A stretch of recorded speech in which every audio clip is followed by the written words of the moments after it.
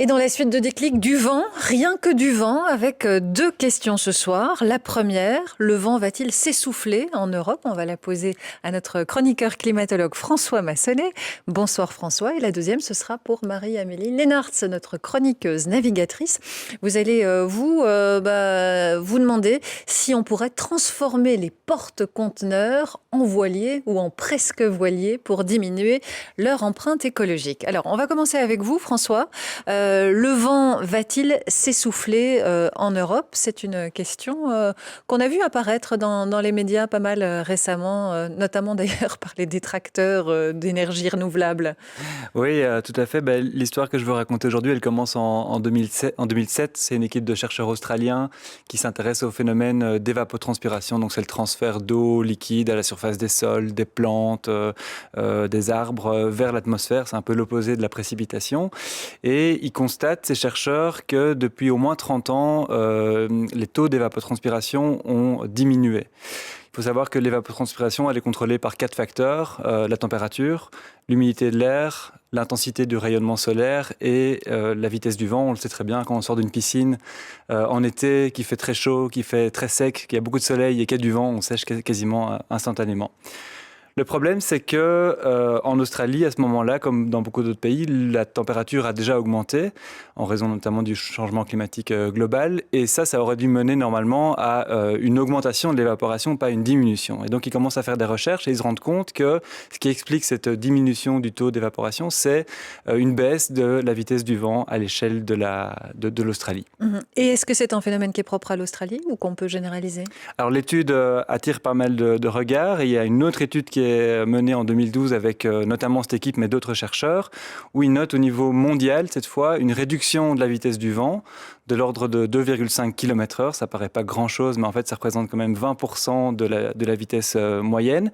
Ils donnent un nom à ce phénomène. Ils appellent ça le Global Terrestrial Stilling. Alors, en anglais, still, ça veut dire calme, donc on peut traduire ça par le grand ralentissement global, à mettre évidemment en parallèle avec le global warming des températures.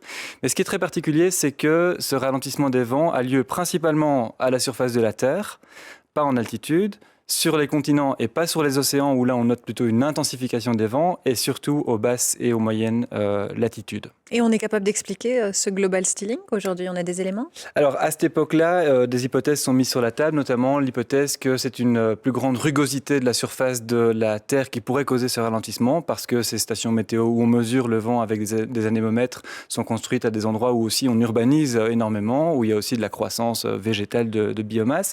Mais en 2019, il y a une autre étude qui vient un peu mettre cette hypothèse à plat et qui montre que ce ralentissement qui s'est produit pendant une trentaine d'années vient de s'inverser, et que depuis 2010, le vent reprend un peu de vigueur et s'intensifie quasiment 3 fois plus vite que la vitesse à laquelle il avait diminué. Tout ça, en tout cas, ça a des conséquences, clairement, si on pense à l'éolien notamment. Ah oui, clairement, c'est une question primordiale. Il faut savoir que la puissance qui est délivrée par une éolienne, elle est proportionnelle au cube de la vitesse du vent. Donc si vous réduisez d'une certaine quantité, par exemple de 20% la vitesse du vent, vous n'allez pas réduire de 20% la puissance, mais plutôt de 50%. Ah ouais. Est-ce qu'on a une idée de ce qui nous attend pour l'avenir? Est-ce qu'on sait faire des prévisions?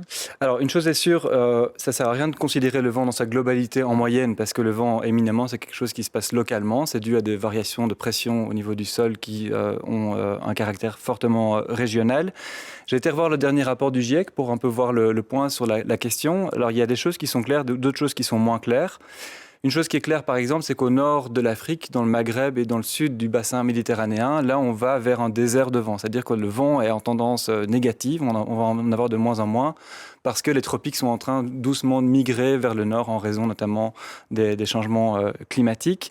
Par contre, sur notre pays, en Belgique, les modèles prédictifs qui sont utilisés pour faire ces prévisions de vent à long terme indiquent en moyenne une petite diminution, mais il faut savoir que dans le paquet de modèles qu'on a, il y en a qui disent que ça va augmenter, il y en a d'autres qui disent que ça va diminuer. Donc la moyenne n'est pas spécialement représentative de toute l'incertitude qu'on a là-dessus. Est-ce que ces connaissances scientifiques, elles doivent remettre en question notre vision de l'énergie éolienne aujourd'hui et le rôle qu'elle doit jouer dans le mix énergétique global?